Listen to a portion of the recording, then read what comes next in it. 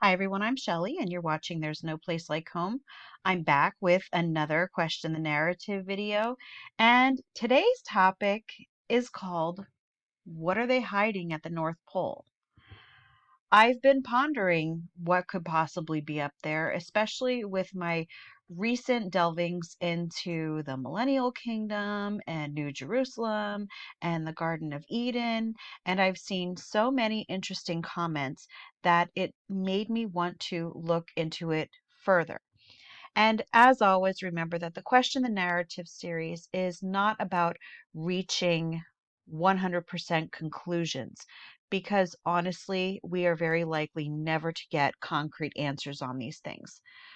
The Question the Narrative series is just about exercising our freedom to think outside the box, especially once you realize that we've been lied to about so many things. And it's about exploring what could be closer to the reality of what we're living in. One thing I've realized about the North Pole is that so many people have been taught different things just about the geographical aspects of it. A lot of times it depends on when you were born, what years you were in school.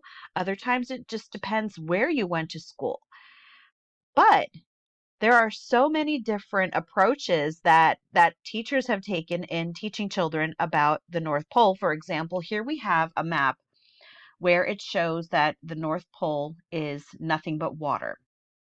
And I believe that that's what it will show you on Google Earth, along with that very interesting seam that goes, what is it, from Russia up to the North Pole that seems like it's hiding something. But anyway, yeah. So here we have the water aspect of the North Pole.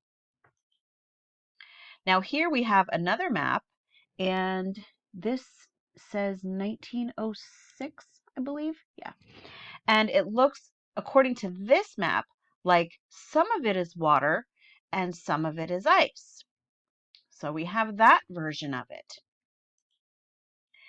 Then we have the 16th century map, the one that I actually have hanging on my living room wall, which I find extremely interesting. And it shows land around the center of some sort of, this I believe is a magnetic rock.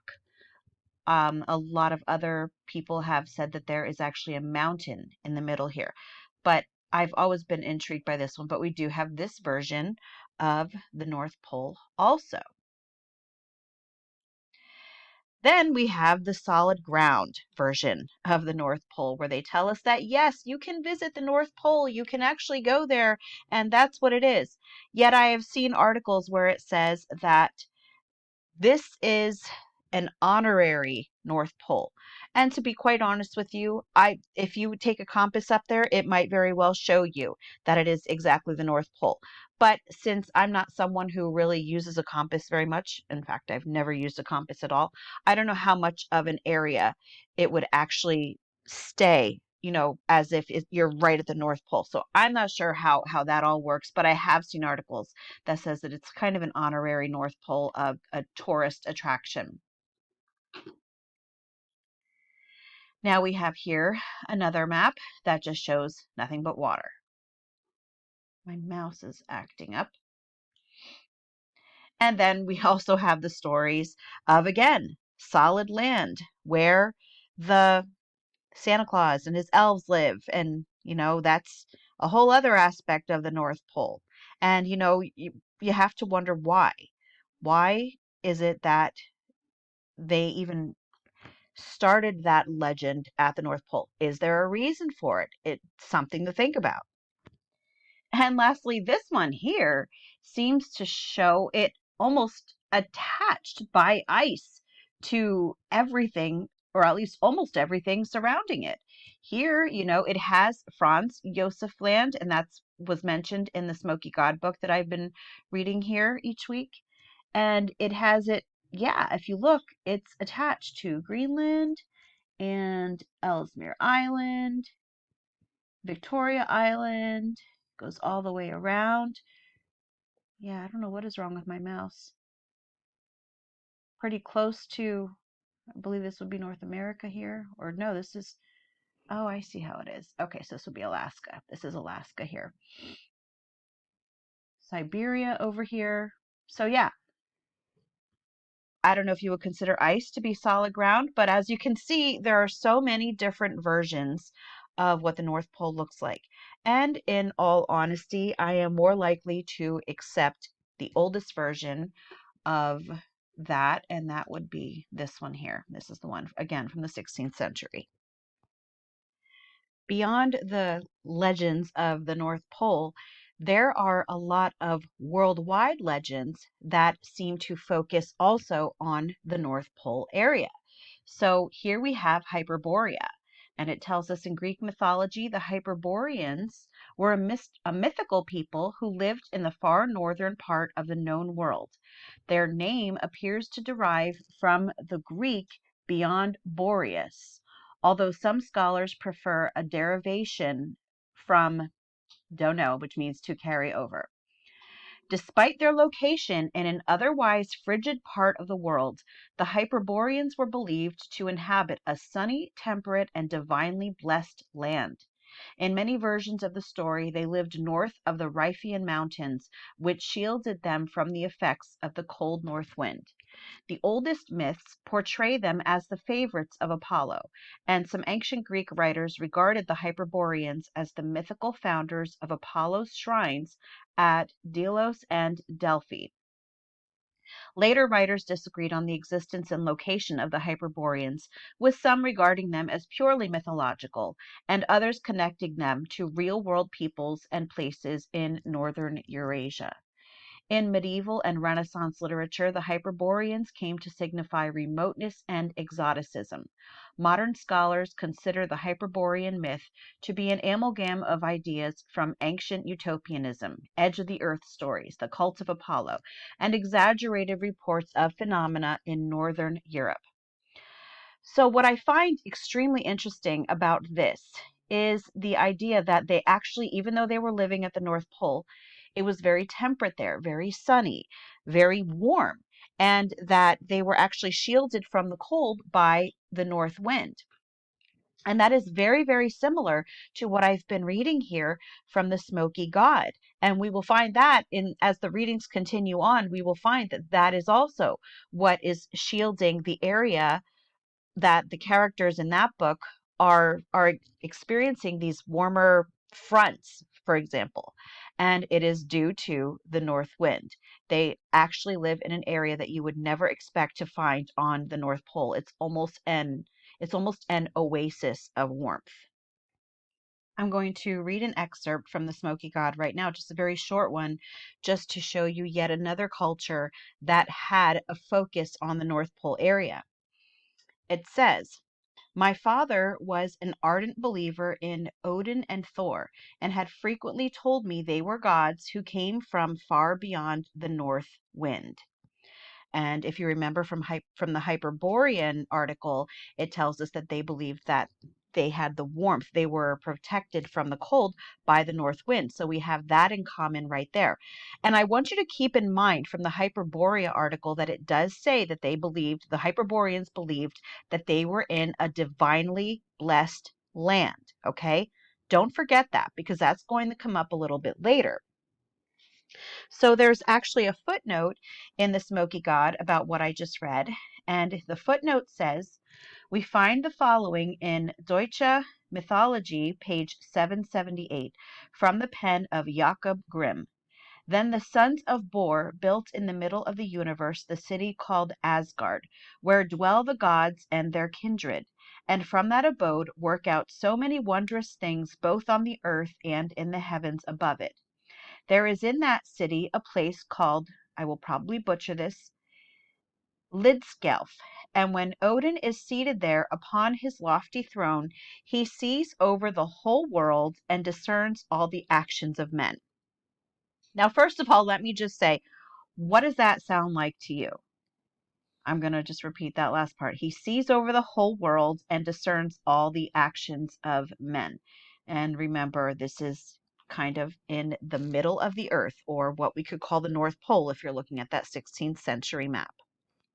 Sure sounds a lot like Santa Claus, doesn't it? So we have Odin sitting on a throne in a city at the North Pole where he can see over the whole world and discern all the actions of men. He sees you when you're sleeping. He knows when you're awake. He knows if you've been bad or good, so be good for goodness sake. The smoky god does go on later on in the book, yet in another footnote, just to share that these legends of these civilizations at the North Pole go even more beyond that, and they are actually found in Asiatic mythology. And the footnote says, Paradise Found, from translation by Sayce in a book called Records of the Past, we were told of a dwelling which the gods created for the first human beings, a dwelling in which they become great and increased in numbers, and the location of which is described in words exactly corresponding to those of Iranian, Indian, Chinese, Eddaic, and Aztecan literature, namely in the center of the earth. So now here in this Asiatic mythology, we find something else that seems very, very familiar. And I'll just read this really quickly again, not the whole thing. A dwelling which the gods created for the first human beings, a dwelling in which they become great and increased in numbers. And it was made in the center of the earth. So where else do you know of a time when there were people created who were told, be fruitful and multiply? Well, that certainly sounds like the Garden of Eden, doesn't it? And many of these places that we've already been reading up until this point sound very Edenic in nature. And so then you have to start thinking, could this possibly be where the Garden of Eden was? Could the Garden of Eden have been at the North Pole and not in the Middle East? In his book Birthright, Timothy Alberino has a very interesting perspective on not only the Garden of Eden, but heaven and paradise. And I'm just going to read to you from his book. Again, it's called Birthright.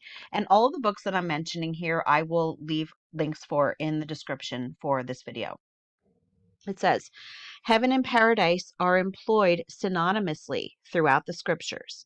Jesus, for example, tells the thief on the cross that he would be with him in paradise. Since we know that after rising from the dead, Jesus ascended to his Father in heaven, we may infer that paradise is heaven. Indeed, Paul leaves no room for doubt when he refers to the third heaven, the location of Yahweh's throne, as paradise. Several other passages in the Bible, as well as extra biblical texts, confirm the equivalence. Whereas the synonymity of heaven and paradise is widely acknowledged by scholars, the same parallels pertaining to heaven and Eden are less frequently noted, though nonetheless apparent. Jesus, while admonishing the church of Ephesus in John's Revelation, makes the curious proclamation, to the one who conquers, I will grant to eat of the tree of life, which is in the paradise of God. According to Genesis, the tree of life was in the midst of Eden. It follows then that the paradise of God is Eden. Given the seemingly interchangeability of the terms, we may formulate the following equation. Eden is paradise is heaven.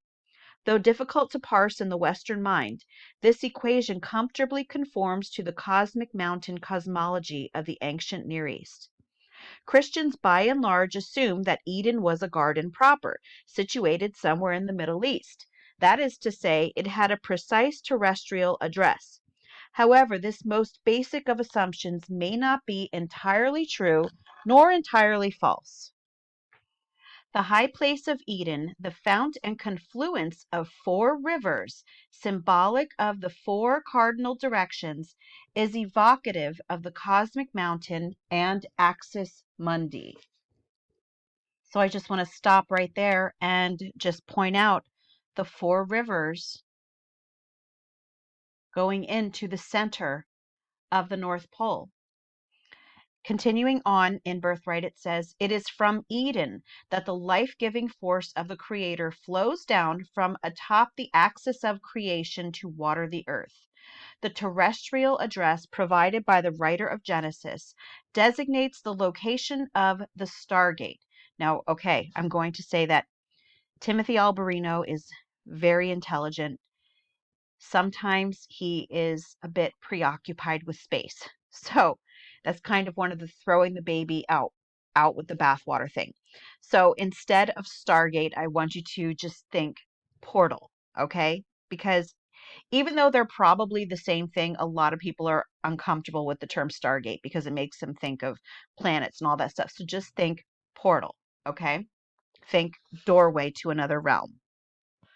Okay, so anyway, moving on. It says, much like the gate at the beginning of a long driveway leading to a sprawling mansion, the gate, rather than the mansion itself, supplies the address point.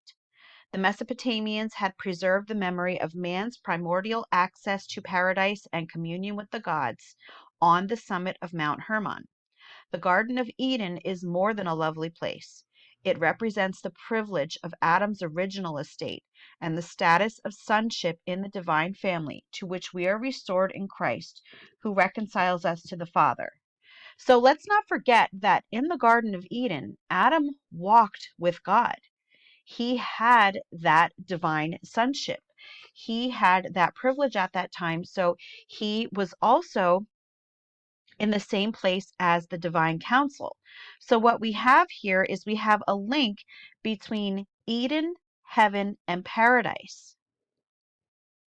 So Timothy Alberino, he just gives the illustration thinking of the geographical location that is given for the Garden of Eden. So if we're thinking of it in terms of the possibility of it being the North Pole is the place where possibly this gate would be, this doorway, this portal.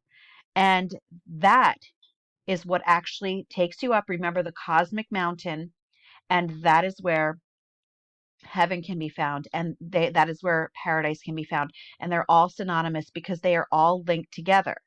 So if you think of it in that respect, let's take a look at biblical cosmology. So in a biblical model, the North Pole would be approximately here in the center, okay? And here we have the firmament, the rakia, the dome, and the throne of God is sitting on top of the firmament. And where do I get that idea from? Acts 7:49 says, "Heaven is my throne, and the earth is my footstool. What kind of house will you build for me, says the Lord, or what is the place of my rest?" So if heaven is his throne and the earth is his footstool, if you think of it in literal terms, and you have to remember that in the Bible, many things have both literal and metaphorical meanings. So if the throne of God is in heaven and the earth is his footstool, let's take a look at what we would find at the throne of heaven. And before the throne, sorry, this is Revelation 4:6. And before the throne there was, as it were, a sea of glass, like crystal. And around the throne, on each side of the throne, are four living creatures full of eyes in front and behind. So here we go. A sea of glass. Certainly sounds like the firmament, doesn't it? But let's go one step further. In Revelation 4:3, it tells us, "And he who sat there had the appearance of jasper and carnelian, and around the throne was a rainbow that had the appearance of an emerald." So if heaven is up above the firmament, and if the North Pole is the Garden of Eden, where the portal is to paradise, or what we would also call heaven, and if the throne is sitting right above the firmament, and if we have these colors here, what would you expect to find emanating from that throne in the midst of the firmament? I'd say that you would find something that looks very much like this, wouldn't you? I mentioned this in another video before, and Feed Your Mind also did a very excellent video on this. But what if the aurora borealis isn't what we've been told at all? What if the aurora borealis is actually the light emanating from the throne of God? And the reason that it is so visible in the northern part of the world is because that is closest to where the throne is. Now, I do know that they say that the aurora borealis is also visible in Antarctica, and I have actually seen experiments where they used to post these on YouTube, and it is so hard to find them now because back in 2017 or 2018 they started censoring all this stuff and kind of burying it so you can't find it. I saw an experiment which showed a light over top of a glass bowl, and it had the effect of the aurora borealis, and the curvature of the bowl had the reflection of the light going around the outer edges too, which is exactly where you would expect the Antarctic ring to be. So we've established the possibility that the Garden of Eden could be at the North Pole. I'm going to go even another step beyond that, and I'm going to suggest the possibility that that will be where the New Jerusalem will descend. Because, and this is my thinking, the New Jerusalem will be what the Garden of Eden was meant to be. The world was meant to be like things were in the garden before the fall happened. So New Jerusalem on the new earth is going to be what it was meant to be.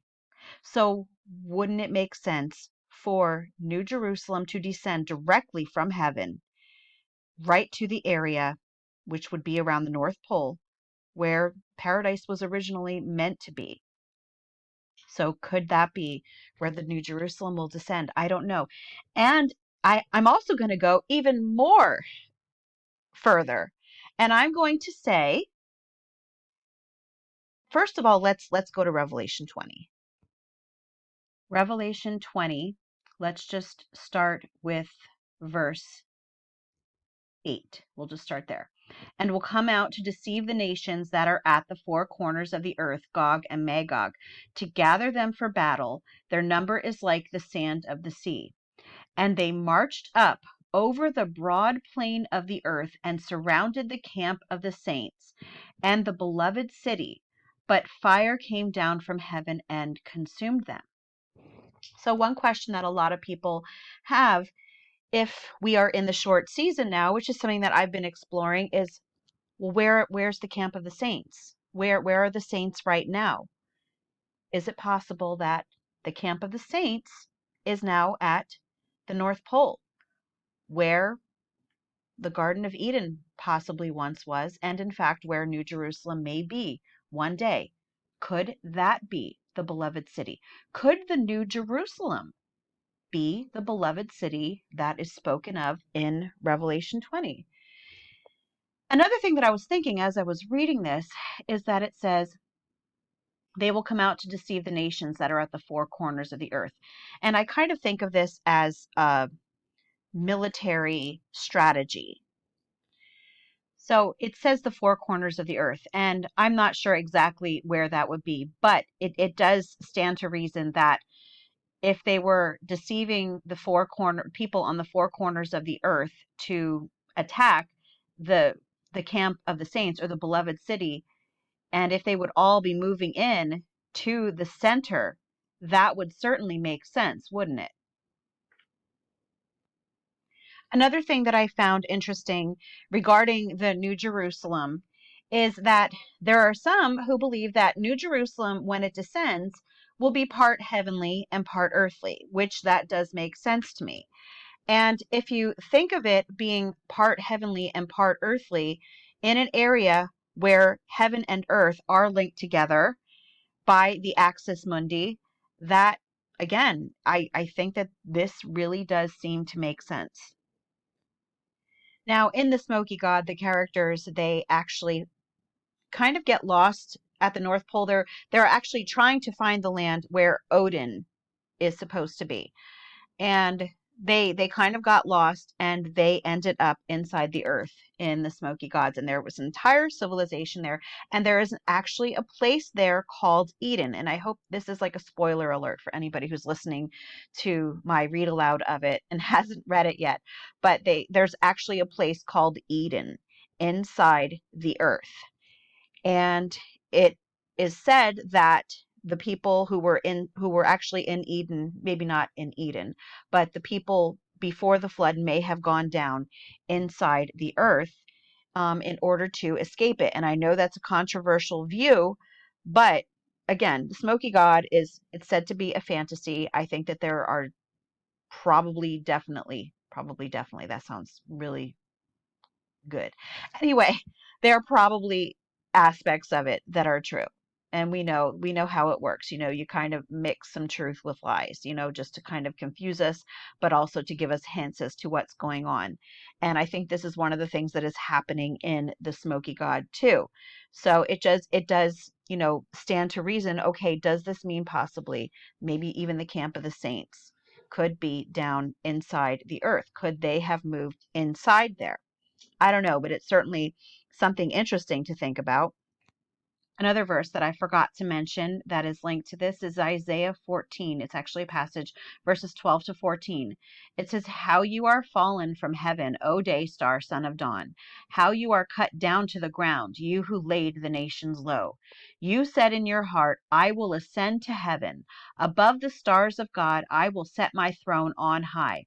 I will sit on the mount of assembly in the far reaches of the north. I will ascend above the heights of the clouds. I will make myself like the Most High." It was actually someone in the comments who reminded me of this passage. So, whoever you are, thank you. I wish I would have screenshotted it so I could give you credit for it, but thank you. This is very interesting because not only do we have it saying that this is in the far reaches of the north, but it's on the Mount of Assembly in the far reaches of the north. Well, what is the Mount of Assembly? By the Mount of Congregation, or you could say meeting or assembly, is evidently meant the fancied Olympus of the gods on some lofty northern height. So now we're bringing in these gods of Olympus. Okay. Well, does that make you think possibly of the divine council? And where where is the divine council thought to meet? On the cosmic mountain. Where is the cosmic mountain? Well, we're going to venture a guess that it's at the North Pole. So here we have another tie to the Garden of Eden, and we do know that Adam walked with God. It is very likely that he was meant to be in this divine council, and that cosmic mountain would then be in the Garden of Eden. So, yeah, in the northern heights, not hearts, in the northern heights. And they're actually kind of comparing it to the gods of Olympus. Well, the divine council, what does Psalm say? I say you are gods. Lowercase g gods. This is not polytheism. These are just other heavenly beings that were created by God, that he has in the divine council with him. And where do they meet? They meet on a mountain. And where do we believe that mountain is? It was in Eden. So here, this is just the book, The Smoky God, A Voyage to the Inner World, that I've been reading. And just basically, again, it's a story of father and son who kind of get lost at the North Pole. They end up going down inside the earth. And it's interesting because if you think about Admiral Byrd's story, which I know he was a 33rd degree Freemason. So again, it's kind of one of those trying to decipher, trying to pull truth out of it. And yes, I pray for discernment all the time because these are extremely confusing times. But the stories do seem very familiar. He goes down into a hole in the earth and ends up coming out down by Antarctica, and that is the same thing that happens in the smoky god. They go down inside the earth. Now, I don't think that it's a sphere. I've said this before. I think that they likely just went in, down underneath and then just came out. Let me explain, because I know people will have questions. So if you think of the North Pole as being right here, it is my belief that instead of going through a sphere, what happened was that there was some sort of entrance that took them underneath this way.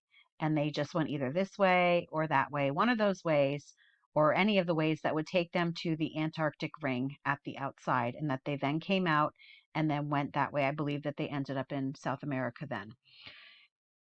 And like Admiral Byrd, the father and son in the Smoky God do come across, like I mentioned before, an advanced civilization. And speaking of biblical cosmology, I just wanted to share with you just the similarities that all of these cultures shared and how very different NASA is. And so right here, we were talking about Lidskjalf. I know that I'm butchering that name, but there was a tree there and in the center of the world. And is that Yggdrasil? Could it possibly the world tree at the center of the earth? And here, this looks very familiar. It looks like the Axis Mundi, like the four rivers that are going to the center of the North Pole. This kind of has that effect too. Here we have this pyramid at the center. This is the Mayan one. Now, it is thought that the pyramids were actually built as replicas of mountains because they understood the relationship between the lowercase g gods and the mountains, these cosmic mountains. So it's thought that the pyramids were just said to be imitating. They're trying to make their own mountains. And so they have this at the center of their world. So yeah, it's just, here we go. It's funny how very, very different the NASA view is. So when they try to tell you that it's been known for thousands of years that the Earth was not flat, they're not telling you the truth. So anyway, so the Smoky God is a fascinating read. It's a quick read. I actually used it as a read aloud for my children in our homeschool. So I highly recommend, anyone who's interested in this sort of thing to read it. Another book, I'm actually rereading it now. This is a trilogy. This is the first book. It's called The Realms Thereunder. And I'm reading it again right now. And the first time that I read it was in 2019, and I thought it was interesting. And I just woke up last week or 2 weeks ago just with this sudden urge to reread this series again. So I went to the library that morning and got all three of the books out again, and I've been rereading it. And in this book, there are two children who end up they go through almost like a portal into an underground world. And the underground world is very reminiscent of what I would imagine to be the Camp of the Saints. In the realms thereunder, these children end up in a walled city and these people inside. Now, this is a Christian fiction book, and I remember the first time that I read it, I was like, okay, I'm a little iffy on this theology. And so I'm only about halfway back into it now, and I'm just kind of seeing if I feel any different about the theology of it right now, because I'm actually looking at it in a different way, because the whole time that I'm reading it now, I'm thinking, oh my gosh, this sounds like the Camp of the Saints, because besides them being in the middle of this walled city where everything that happens in this walled city has an effect on what is going on up above ground, and camped outside of this walled city, all surrounding it, are these demonic creatures called Ephilgopes. And they are all strategizing to come in and to attack this walled city. And it just reminds me of Revelation 20 and how, he gathers them together from the four corners to come and attack the Camp of the Saints. And that is what it reminds me of. So The Realms Thereunder is the name of this book. And I have not used this as a read aloud for my children just because I'm not sure if it would hold their attention as well as it has held mine. But yes, it's definitely worth the read for you. And I just wanted to share this one too. This one I'm going to use as a read aloud with my children. And this is another one that got me thinking just about what could be underneath us. And this is called The Tethered World. This is also a Christian fiction. And in this book, all of the animals that were, it was pre-flood that God allowed some of the animals and some of the creatures who were living on the earth to come underground and live in what they call the tethered world. And in fact, this is where a lot of the cryptids in the story, so I have to share this. The characters are a family with 6 children, and they're a homeschooling family, and the mom is a cryptid hunter or a cryptozoologist. And I'm like, oh my gosh, this is right up my alley. So yeah, I do recommend the Tethered World. And I just want to share with you this verse, which I have shared here on my channel before. Philippians 2 verses 9 to 11 says, "Wherefore God also hath highly exalted him and given him a name which is above every name, that at the name of Jesus every knee should bow, of things in heaven and things in earth and things under the earth, and that every tongue should confess that Jesus Christ is Lord, to the glory of God the Father." So it tells us things under the earth. And that is what inspired the author of this book. I believe it was this specific one, although things under the earth is mentioned several times in the Bible. But I believe this is the verse that inspired the author of The Tethered World. So yeah, that's the premise of this, is that the cryptids that we see coming up are actually coming up from underneath the ground. So interestingly, the things in the tethered world, the creatures under the ground, are not all good. So for example, the things that we call Sasquatch up here or Bigfoot, they're actually trolls. So yeah, it's a very interesting read. It has nothing to do with the North Pole, but it does have to do with underground. And I wanted to share this because I keep forgetting. So lastly, I just want to try to tie everything up. We have the idea that the camp of the saints, I'm thinking the beloved city possibly could be at the North Pole. Um, and we have all of these world leaders and the Pope, and I believe, is it called the Black Pope? There were 2 popes that went down to Antarctica, and even Buzz Aldrin went down to Antarctica, and everyone's like, what are they doing there? And so we're thinking there are a lot of things probably in Antarctica. I think for sure that if you go out far enough, you very possibly could see the outer edge of the firmament. I also believe that it's possible that there may be giants down there.